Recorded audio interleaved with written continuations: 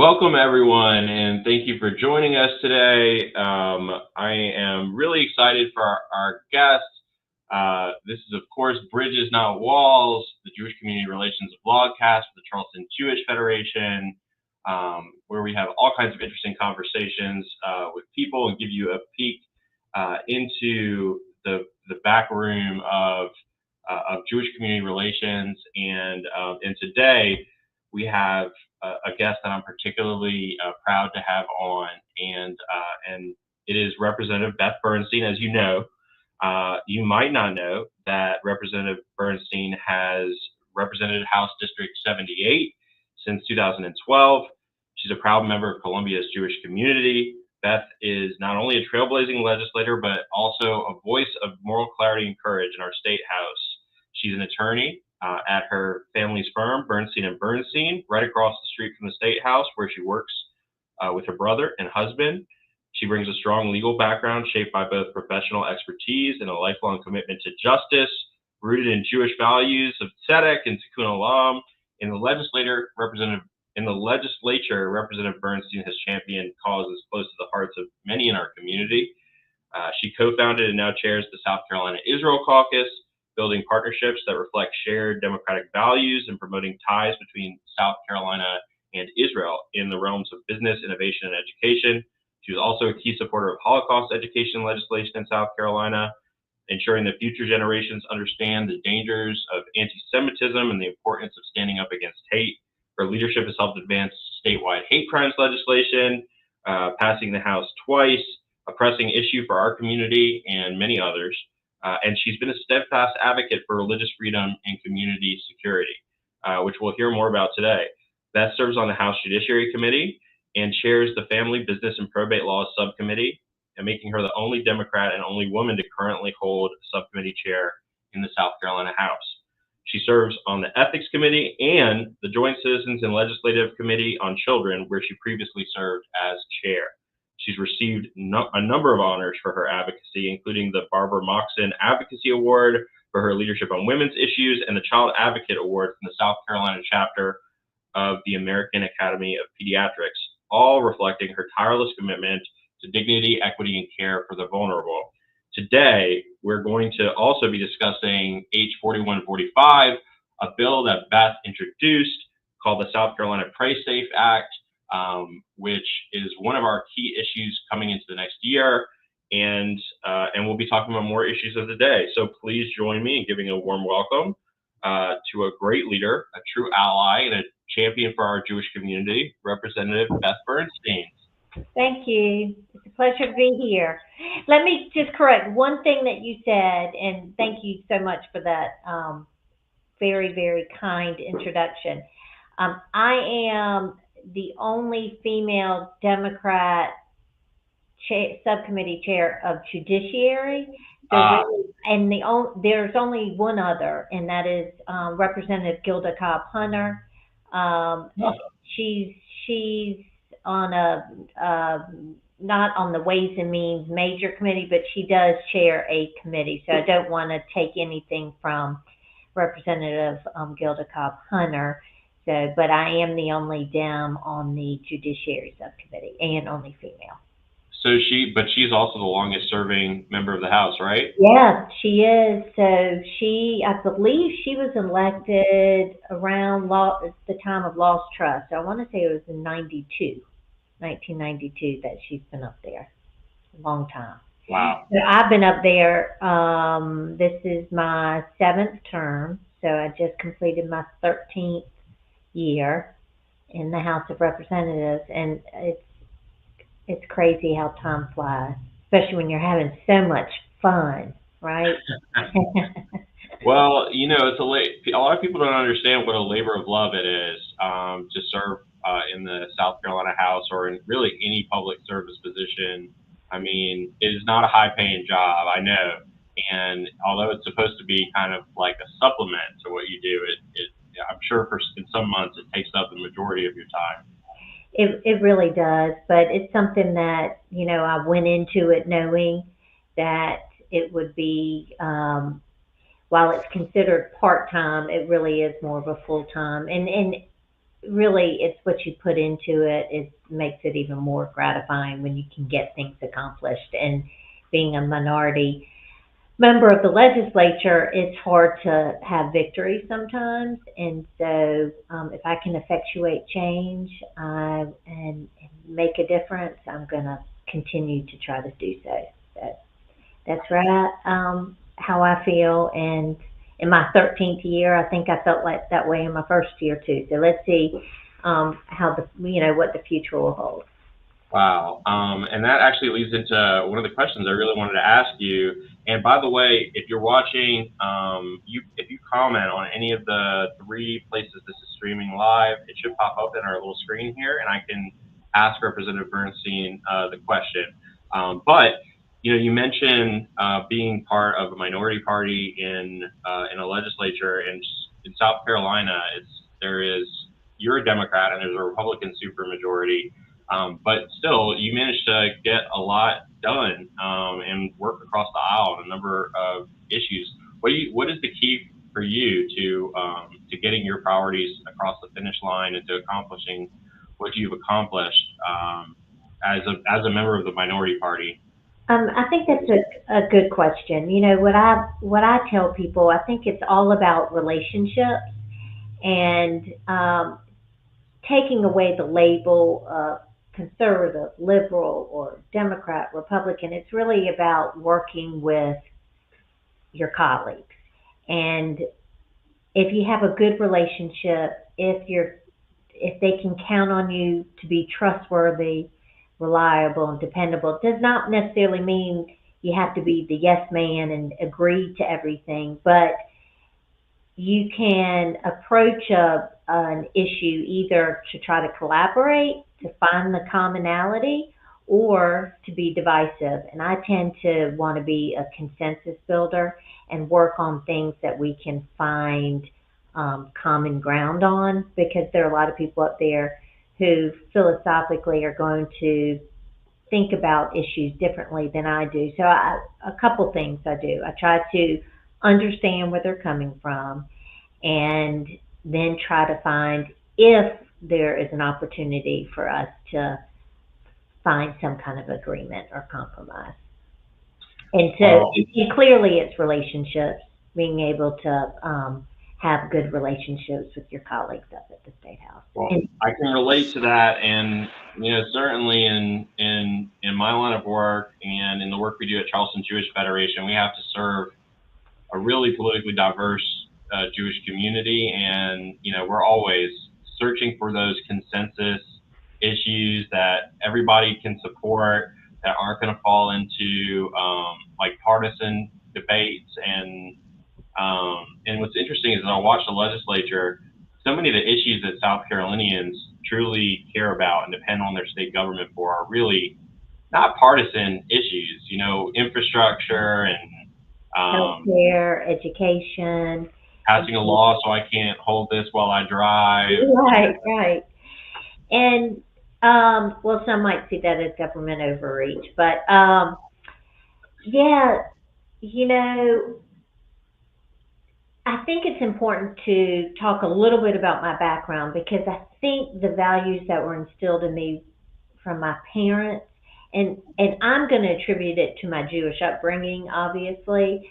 It's not exclusive to those of the Jewish faith, obviously, but I think in how I was raised and seeing how my parents contributed to the community here, whether my mother was very involved while she didn't have a career per se. She was very educated, accomplished, and volunteered her time in raising 6 children. I don't even know, Brandon, if you know, I'm one of 6. So, and I'm a twin, so I have an identical twin sister, and we're the youngest. Right. Yeah, and so we're the youngest in the line of eldest to youngest, and there's only 8 years between my eldest sister and between my eldest sister and my twin sister and me. So growing up in the Bernstein household was somewhat of a mayhem craziness, So I used to say, yeah, it was hard to get your voice to be heard. So you really learned early on how to exert yourself and assert yourself in a conversation, and maybe that's what helped me. But really, into the career path I chose, being a lawyer, and then eventually serving in the legislature. But I think the values that mom and daddy instilled in me, and based upon my Jewish faith, and I'm bringing it back to the Jewish faith, is about always looking out for somebody who might not have a voice, always recognizing that while we might not be a target of a particular prejudice or bigotry or something, eventually we will be. I mean, you always want to be able to stand up for the underdog, and I think that's really important. And I think that's why, if you look at what I've tried to advocate for over at the State House, is because of that, knowing about the Holocaust, thinking that that could never happen, questioning how that could ever happen, and now kind of living in an environment where you see the division and you see where people are being falling prey to maybe propaganda. We're getting in kind of a different topic, but I think you've got to be able to stand up for people and people's rights. Otherwise, we're not going to be in a democratic society that we so enjoy, and would be the envy of everyone in the world. And it's just trying times to be a minority member of the legislature, but also being a member of the Jewish faith and seeing all of the anti-Semitism and all of the hate and bigotry from both sides. And that's something that I'm kind of trying to. I have kind of an internal dilemma because of the values that I hold, and being a member of the Democratic Party, and maybe some people in my party view a situation that's happening as so diametrically different than I view it, and also not lifting everybody up, which I've always felt like that's what we kind of need to be able to do, is lift everyone up and understand. I kind of got off the rails here, but I mean, I think it's important. I think everything I do, I think about my parents. Both my parents are deceased, but it's a reflection, and it's the legacy that I think they instilled in me, and hopefully I will instill in my daughters. And it's what is it, Lador, from generation to generation. I think it's really important, and that's something growing up in this community and in Columbia and South Carolina and the Jewish community, that those are values that have been instilled in me. That resonates so much from the Charleston Jewish Federation perspective. One of the big priorities for us is our Life and Legacy program, and folks leave like legacy gifts to ensure that different Jewish communal institutions continue, or even things like making sure that kids have Jewish books from PJ Library, and we often encourage people, besides these legacy gifts, to think about what they want their legacy in the community to be, and when you think from that mindset, I think you managed to accomplish Herculean tasks to leave that great legacy, and so much of it comes from who we leave behind. And you have how many children do you have? So I have two daughters. So when I first decided to run, so now it's 21 and almost 17. She won't be 17 till July. So when I first ran, it was 3 and 8. And I really, when I decided to run in 2012, and we really didn't get into that, I never saw myself as running for office. And honestly, I never thought someone with the last name Bernstein honestly could be elected in this, maybe not this state, but to be elected somewhere where the Jewish community is small. Bernstein's more of an obvious name, Jewish name. But I was, so, we just dispel that theory. So when I first decided to run, I never thought I was going to run for office. Somebody suggested it to me. It happened to be a man, and I think so. I'm 55 years old. My generation and women who came before me really never grew up thinking, "Oh, I can be president of the United States." The women, the young girls now, I think, are growing up to say, "Yes, I can be president of the United States." So we have advanced tremendously in that way. And so when I was asked to run, I kind of laughed it off. But then I did my due diligence and said, this person, and he happened to be the chairman of the South Carolina Democratic Party at the time. And I said, well, he looked at me for some reason. Let me do my due diligence. So I asked other members of the legislature, and unfortunately, there weren't many women I could even ask. We are one of the worst states in the nation as far as female representation. I think we were 49th. I think we've elevated to 47th, which is still terrible, but at least maybe we're moving in the right direction. Our numbers have come down significantly because we lost 4 female senators in the Senate out of 46. And so now there are only 2 female senators over in the Senate. But so I did look to some members of the House and Senate who were serving, who were also lawyers, because I also wanted to see how it would affect the me as a lawyer legislator in order to continue practicing law and serving in the legislature. So I did my due diligence, and at that time we were in the headlines for a lot of things in South Carolina. I don't know, this is around the time when Sanford, we were the joke of, we were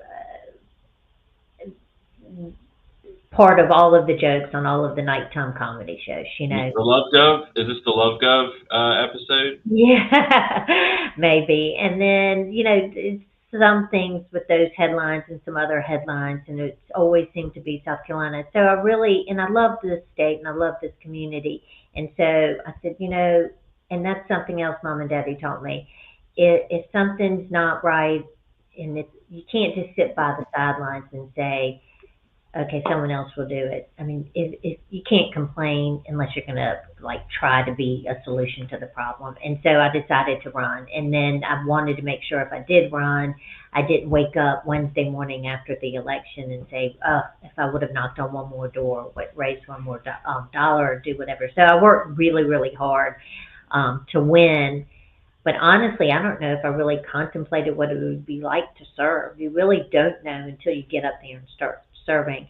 But when I decided to run, it was a family decision, and one of the main reasons I think was because I wanted my young daughters to see me as a woman trying to make a difference, standing up. Whether I won or lost, they at least could see that I put myself out there and wanted to really try to make a difference and effectuate change in a good way. And so having them really helped me make that decision to run. And then once you get up there and you're serving is when I kind of found my niche, I think, of issues that really drew me toward these particular issues dealing with women and children's issues. And really a lot now with a lot of issues dealing with Judaism and our faith and our support of Israel and things of that nature. I've been doing a lot of most recently too. Still fighting for women's and children's issues and so forth. But you just kind of find your way. It's kind of like the practice of law. Once it's not like medicine. You train for one area of the law. You kind of, once you graduate, you kind of fall into something and kind of find your way that way and kind of focus on the issues that you're drawn to. So interesting. You were talking about representation for women in South Carolina and how obviously there is low representation in the South Carolina legislature of women. But you also, besides being a woman, besides being a Democrat, you also represent an even smaller minority in your Jewish faith. And some people watching may not know you're the only Jewish legislator in the entire General Assembly, which also is if you look at the percentage of Jews in South Carolina, it doesn't quite. I don't think it quite meets. I think there should be at least another couple of Jewish legislators if we were going by the numbers. Um, as a Jewish legislator, I mean, how does that impact the work that you do? I know that for a lot of Jewish public servants on city council and county council here in Charleston, that they find themselves not just representing their district, but also representing like the Jewish residents of the entire city or the entire state, and fielding complaints, concerns, issues from Jewish community members that aren't in their district. What are some of the? Tell us a little bit about what it's like to be a Jewish legislator, the only Jewish legislator in South Carolina. Like, what responsibility comes with that, and like, what are the unique challenges that presents to you in your work with your fellow legislators? Yeah, and it is an interesting dynamic. When I was first elected, I was not the only. Senator Joel Lurie, who was a mentor and he's like a big brother to me, was serving. But then once he retired, then yes, I was the only one. And I did want to make sure that I did not take that for granted. I wanted to, it's not even though it's as though I feel it as a responsibility, because I think it's something that I would do regardless. But I do think, because I am the only Jewish member of the legislature, that I do need to make sure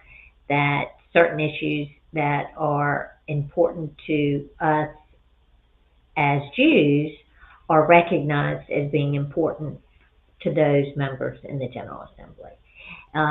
And here in South Carolina, when we're dealing with issues, because we are considered more of a conservative state in the scheme of things, I've found that I have more support for some of the issues that I've been advocating for, which is interesting, right? More of the Republicans tend to support my issues. Now, in the South Carolina legislature, I've never had any of the members of my caucus, of the Democratic caucus, not support any of my issues when it's dealing with either anti-Semitism, Israel, the Pray Safe Act. I'm trying to think, hate crimes. I mean, there's so many bills that me being of the Jewish faith, I think, touches on. And so I am fortunate at being from South Carolina and being in a more conservative state, I guess, that some of our issues have an easier time and a better audience, of a more favorable audience, I think, for members of the General Assembly. I mean, if you look at just even with Holocaust education, the money, we have recurring money in our state budget that goes toward Holocaust education. If you tell people that from a different state, like let's say in New England, I mean, they're surprised. Or I was speaking to a lawyer from California, and I mean, he was very surprised that South Carolina funds Holocaust education. Also surprised that we are the only Anne Frank Center in North America. They're only one of 4 in the world, and the Anne Frank Center is located here in Columbia, South Carolina. I actually had Doyle Stevick on last month. Oh, you did? Okay, great. And have you been? I'm ashamed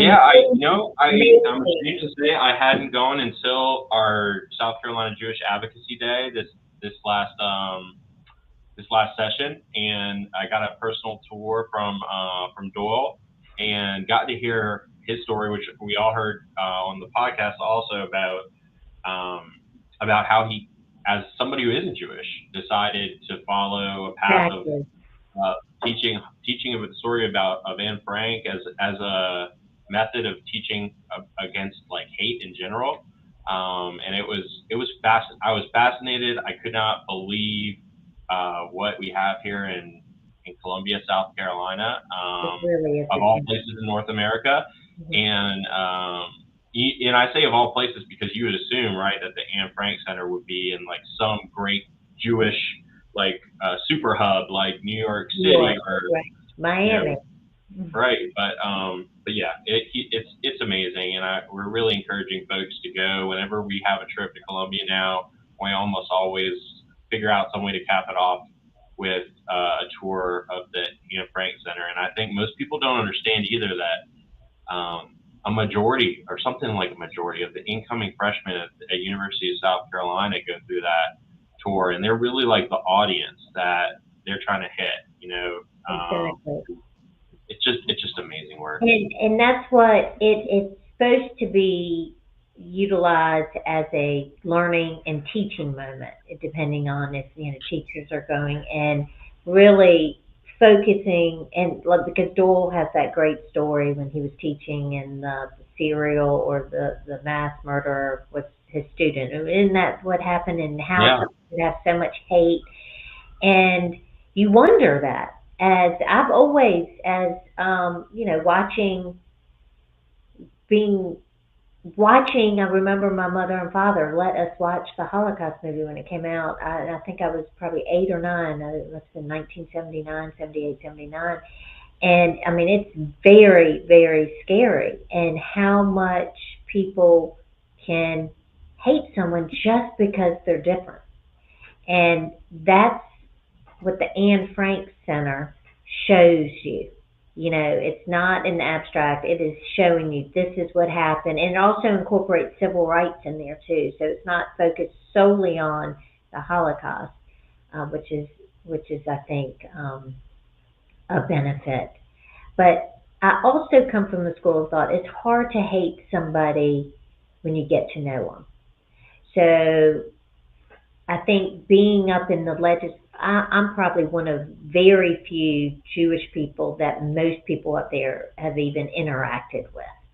right. With an exception, the Charleston legislators, I would say they have, and probably some up here. But for the majority of the state, there's not a whole lot of um, Jewish community in some of the more rural areas in South Carolina. It's just a lot of the um, Jewish communities, as you know, have either left those small towns. The younger generation didn't come back to the small towns. So um, and so I think me being Jewish, exposing my colleagues to someone who's Jewish and to the Jewish faith, and getting to know somebody, I think reduces the chance that aren't going to that they're going to hate you or not like you. Well, I can't speak on behalf of the Jewish community completely, but I will tell you that from my perspective, you are doing an amazing job representing us in your position.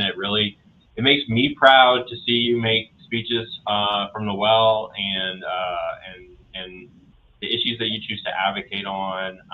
I think are something for us all to be proud of. There was um, there was a story recently that made a lot of waves about a caucus in the House. I think it was the Family Caucus. A bunch of the folks who were in that caucus left, and one of the reasons some of them gave were comments that a member made.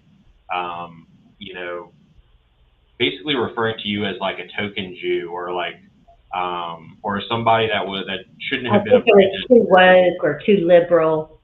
So I was a Jew woman, is how it was repeated to me. This is all something that I did not hear firsthand. So I will say that is how it was repeated to me is that the chairman, if you want me to go through, Did you want me to go through the Sure. or maybe you can let you finish where you were going, and then I'll chime in. No, I want to know more about that, and if you have experienced serving, like, anti-Semitic comments, or times where I think the lack of, like what you just described, the lack of exposure to Jewish people, made things uncomfortable for you, or where you had to like respond. Obviously, you had to respond to this situation, and I saw you were quoted in the Post and Courier article that I read. But or have there been other incidents like this while you've been serving, and have they impacted you at all, or how do you respond to them in a way that promotes like education, I guess, and awareness? So,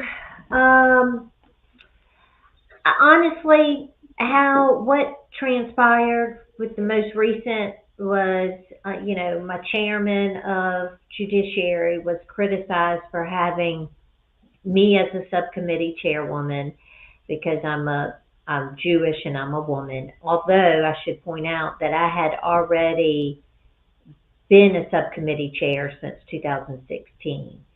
And actually, this particular member happened to serve on my subcommittee. He was a member of the subcommittee before he got a subcommittee chairmanship.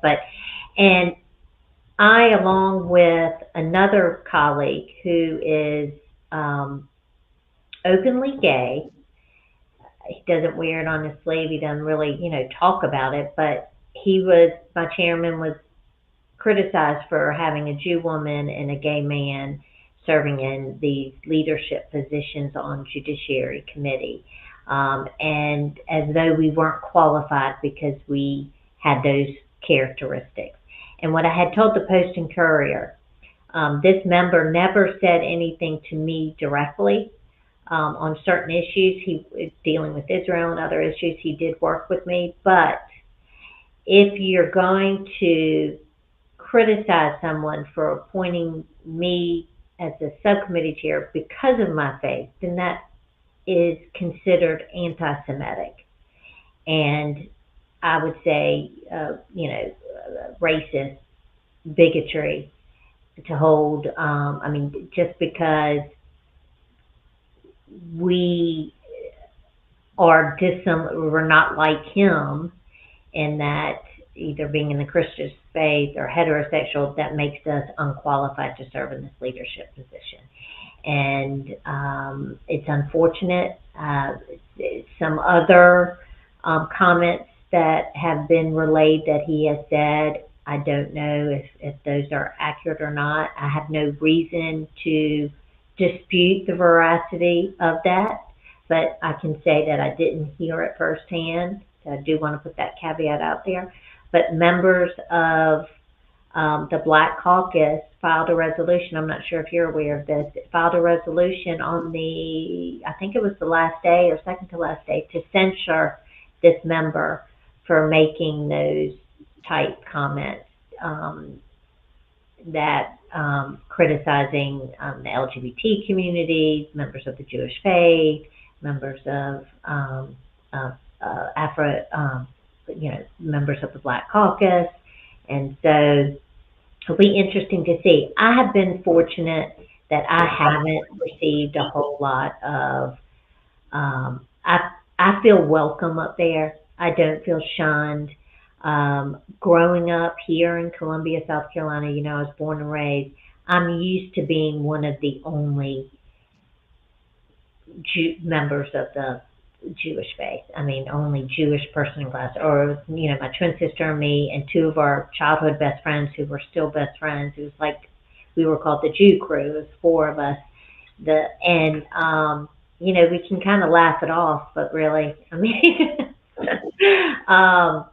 and so I've always been used to, we do an invocation for everything. It's not, it's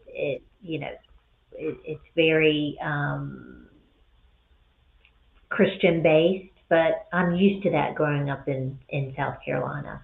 But honestly, I can say I haven't really ever felt prejudice or besides these events that I'm describing that I've heard, but like to me personally said to my face, I have been fortunate.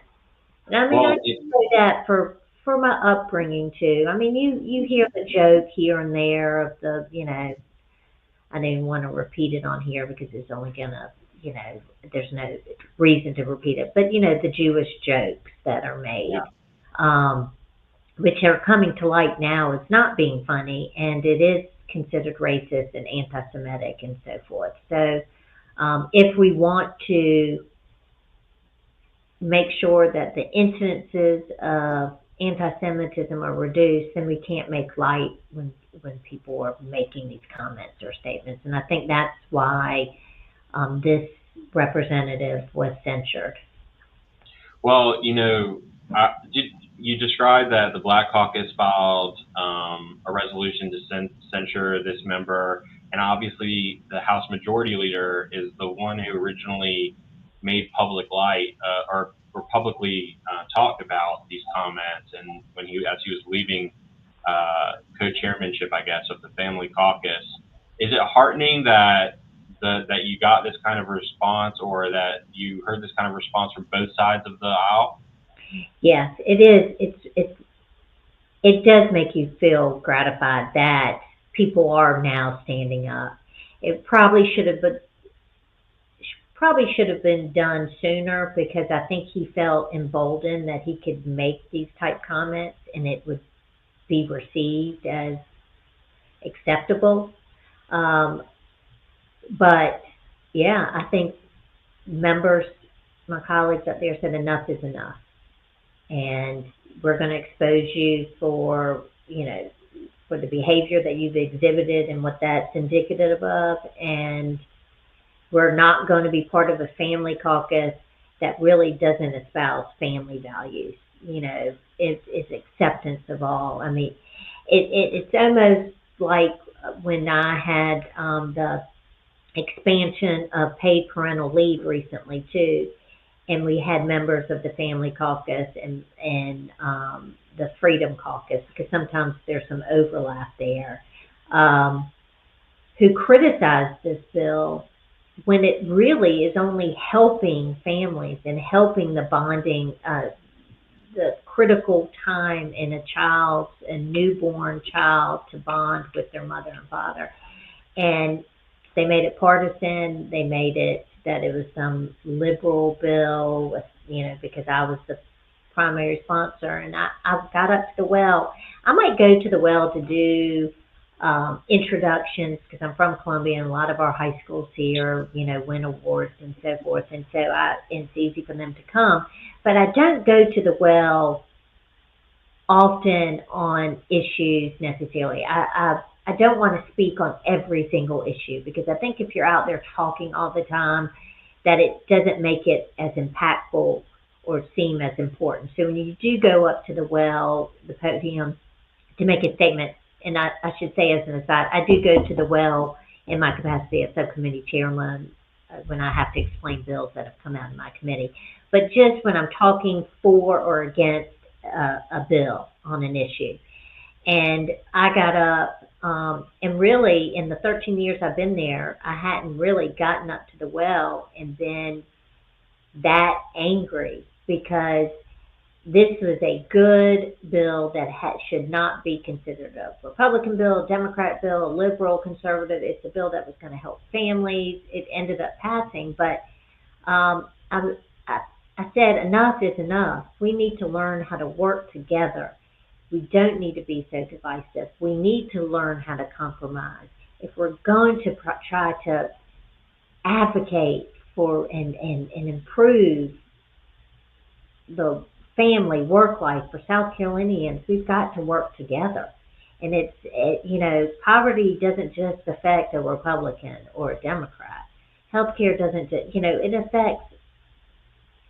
affects all people, no matter what party you belong to. And people were surprised to see me get that. I don't want to say emotional, but forceful up there. And I had so many people say they needed to hear it.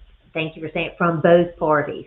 Actually, probably more people from the on the other side of the aisle, from the Republican Party, appreciated what I had to say, because they recognize that, I mean, we're not going to be able to work together if we continue to put labels on what we're doing.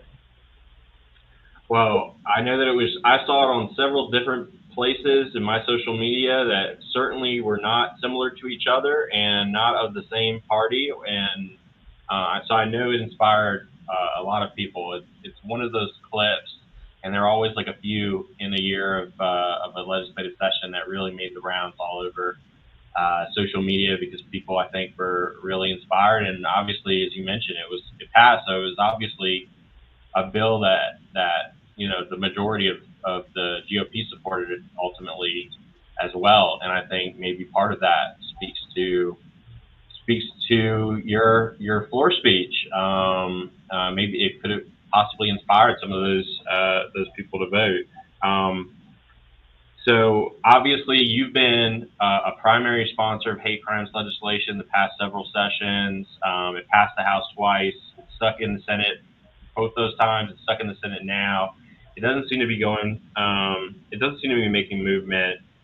You champion the IRA anti-Semitism definition bill, which received almost universal support in the House and the Senate, really distinguishing us as a state, because a lot of states had a lot of trouble with this bill, and especially from the Democratic Party. And whereas here, I remember being up in Columbia with students and folks from the Israel American Council for Action, and I believe they had made a speech expecting left-wing groups to oppose this IRA definition bill. And I remember the students walked into the South Carolina Democratic Caucus meeting, and most of them signed on to the bill's co-sponsors on site, which was really inspiring, I think, to all of us who came, because it let us know that this bill was going to have bipartisan support.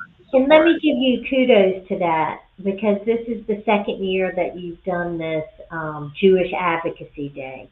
And so there's so many benefits to it. The one benefit is that the group that comes up there gets to see exactly what we're doing and able to interact. But it also allows members of the General Assembly to see what's important to the Jewish community, and to be able to interact with members of the Jewish community, and to know that the Jewish community is in your neighborhood, if it needs to be, and what issues are important and why they're important. So I hope you will continue doing the Advocacy Day. And it only helps us when, there's only so much I can do in advocating for a bill. It really, and I say this all the time, it really, when people in the community take the time to talk to their legislator, or to take a day and do an advocacy day, that's what makes a difference, and that's what moves the ball down the field. Well, thank you for all the help that you gave us to have a space while we're up there, to do a lot of the logistical work and make calls to help make it happen. And I know that the governor's always open to meeting with you, the lieutenant governor, the attorney general. I mean, it's a great day. So for those of you who are listening, if you haven't gone, when Brandon organizes this next year, it's usually like the first week in March, I would highly recommend that you go. Well, thank you for the plug.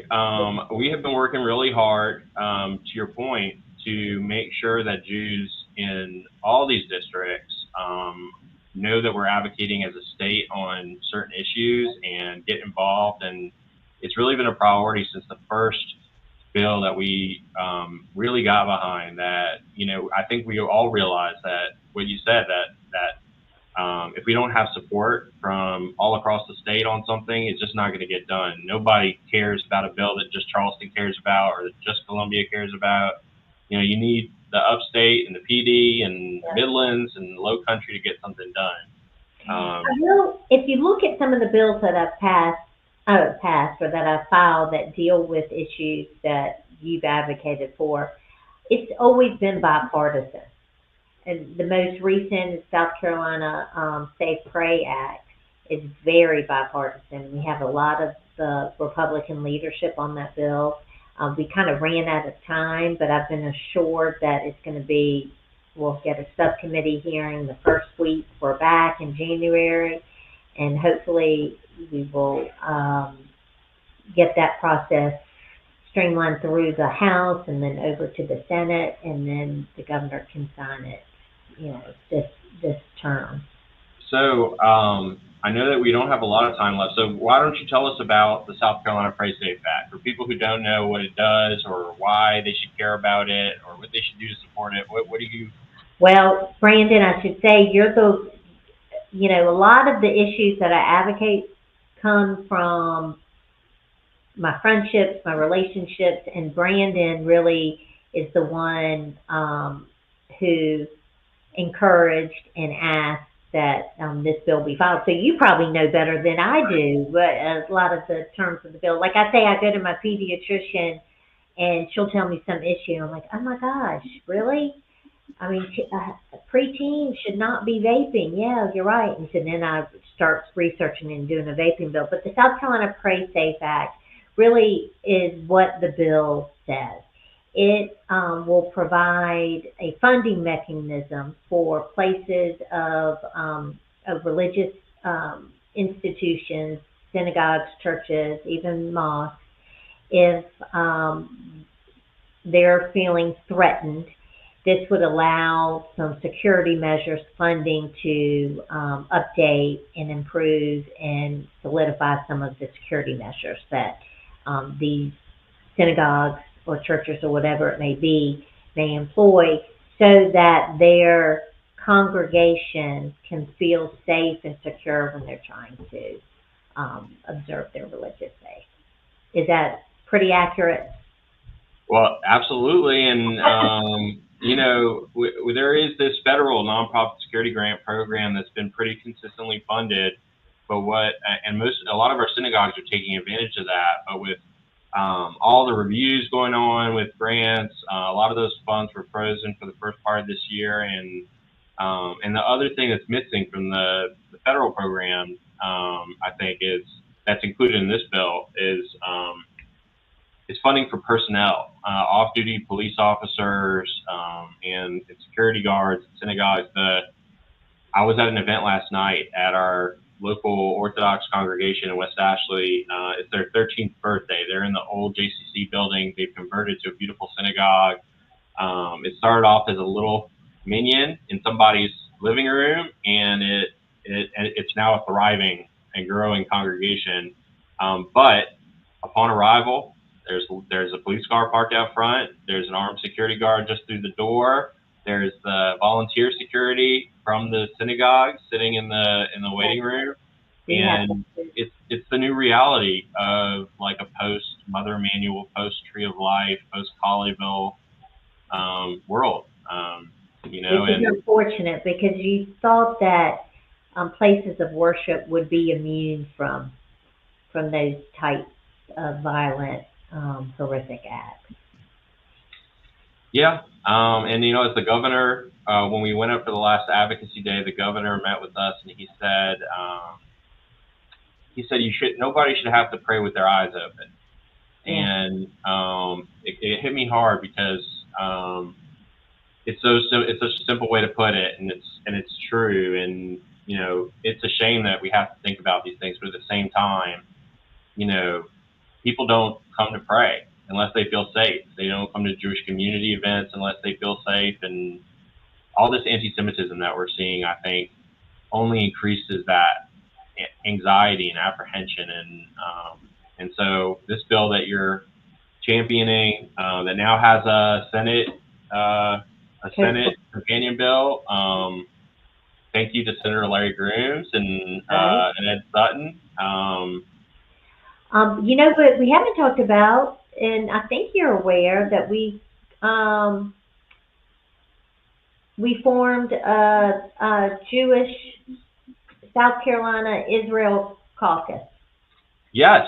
So tell us about the South Carolina Israel Caucus. I have seen, by the way, I have seen that, you know, it's gotten tremendous mainstream support from both parties. I've seen some fringe folks on both sides, not elected officials, but, you know, commentary groups and social media accounts that were critical. But for the most part, it seems to have been really well received. What is the South Carolina Israel Caucus, and who's in it? It's a bipartisan, bicameral, so you got senators, you got House members from both parties, you have men, you have female. I mean, we cover all bases. Obviously, I'm in it. And it's just a caucus that will support and show support for issues that are important to Israel, and that South Carolina wants to nurture that relationship. And I think it says a statement in and of itself. When we had the press conference about it, we did have like one or two hecklers, and it was mainly about what's happening in Gaza, and I think they don't understand, you know, the depth of all of those issues, and it's unfortunate with that. But yes, so it's a solid, united front that I think we're showing for the state of Israel and its right and her right to exist. You know, one of the hecklers that was detained during this press conference is also somebody that's been showing up to county council meetings every couple of weeks to protest local business called Elbit. That's a defense manufacturer that provides military equipment to both Israel and the United States. They got a pilot agreement, fee in lieu of tax arrangement, where because they were investing so much in the community and creating so many jobs. So there have been people showing up, but this particular person wrote a letter to the editor about the South Carolina Israel Caucus, and he seemed to be very focused on the idea that South Carolina was somehow funding, Right. you know, the war in Israel. And Exactly. you know, I did some research. How does South Carolina and Israel actually collaborate? And I found in the fields of health, in the fields of agriculture, at universities in our state, there are all these programs between South Carolina and Israel that most people don't know about, where they're developing new technology together, new solutions to problems. Exactly. And really the vast majority of partnership has nothing to do with defense or the military, right? Some of my colleagues and from my caucus had people calling them, their offices, about joining this caucus, and use the phrase exactly what you're saying. How can you fund the war against Gaza and the innocents, and all of that. So there was a misperception exactly what it is, and I think there's a misperception that people aren't truly understanding. It's a complicated issue. I'm not trying to simplify the issue that's happening over there. It's an unfortunate situation. But sometimes who's to blame is not, should not be the criticism of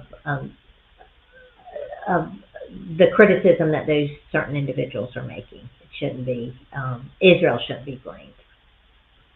Well, I know that for the Jewish community, here in Charleston and around the state, when they see announcements like the South Carolina Israel Caucus, the Pray Safe Act, the kind of support that they see you get as a Jewish legislator and as a champion for the Jewish community, I know that people in our Jewish community feel so welcome in South Carolina. It is becoming particularly attractive to folks who live in states that have faced like exploding anti-Semitism since October 7th. And I keep hearing from people, they want to send their kids to the college. They want to send their kids to the University of South Carolina. They want to send their kids to a place where there's less anti-Semitism. And I think the efforts that you made in the South Carolina General Assembly have really contributed to that environment and that perception in the public. And I, again, just want to thank you so much for that representation. Thank you. If there's It's Is a there team something that, effort, but I appreciate that. Thank you.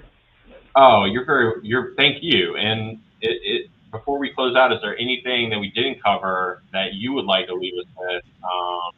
You know, uh, I think the only thing that I would say is be engaged, make sure you vote. That's the easiest and best way to make sure your voice is heard. Elections do have consequences, so make sure when you're voting for someone, you know exactly what issues that they're going to be supporting, and be engaged. Come to the advocacy day next year, or reach out to your legislator. You can always reach out to me. So that would be the only thing that I would say.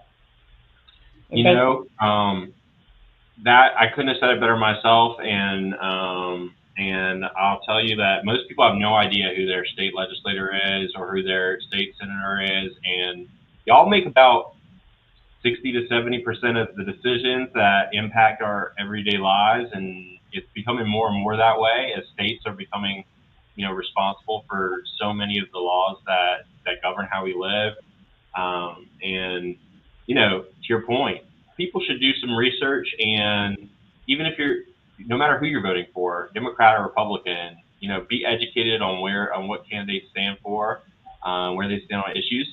Here's a plug for vote411.com, where the South Carolina League of Women Voters make sure that they keep updated questionnaires on all candidates running for just about every level of government. But you are an inspiration, Beth, to us all, and in terms of in terms of how we can get engaged and how we can make a difference. And I'm so grateful for your time today and for everything Thank that you do you. for us. It's been a pleasure. Thank you. Thank you. All right. You have a good weekend. Good Shabbos, and hope to see you soon. Shabbat Shalom. Thank you. Well, that was a great conversation. I just want to close out by encouraging everybody to go to bit.ly/pray safe. Write a letter to your elected official. There's a message pre-populated, but you can change it if you'd like to encourage them to support the Pray Safe Act.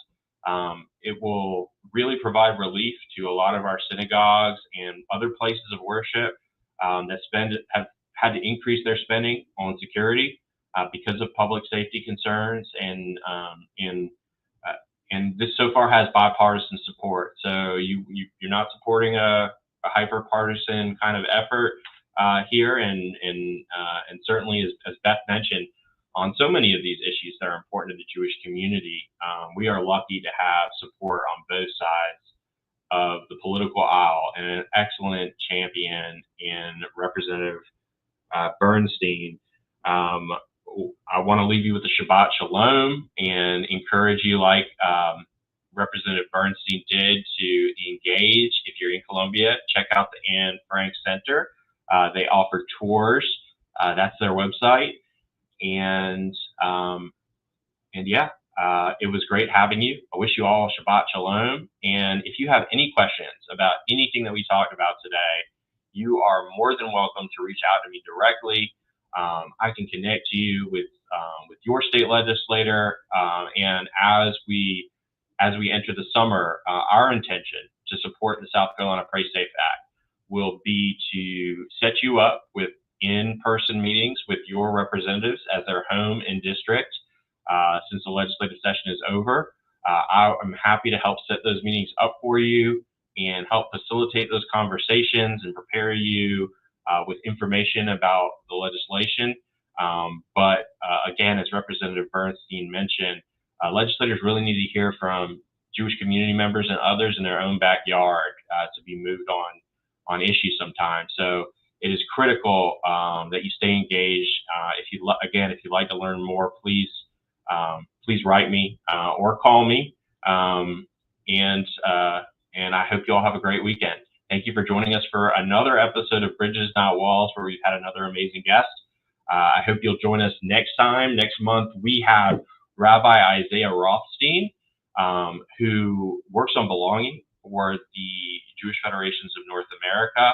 He's going to talk about the shifting landscape in terms of the conversation around inclusion of diverse parts of the Jewish community, making everybody feel welcome, what that work is like in the current political climate, and how our Jewish federations are adapting. It should be a fascinating conversation. Rabbi Rothstein himself is Black and Jewish, a Jew of color, who grew up in an Orthodox community. He certainly has a very unique experience to bring to the table, but one that I think we all need to hear. So make sure you tune in next month for that great conversation, and we'll see you soon. Shabbat Shalom.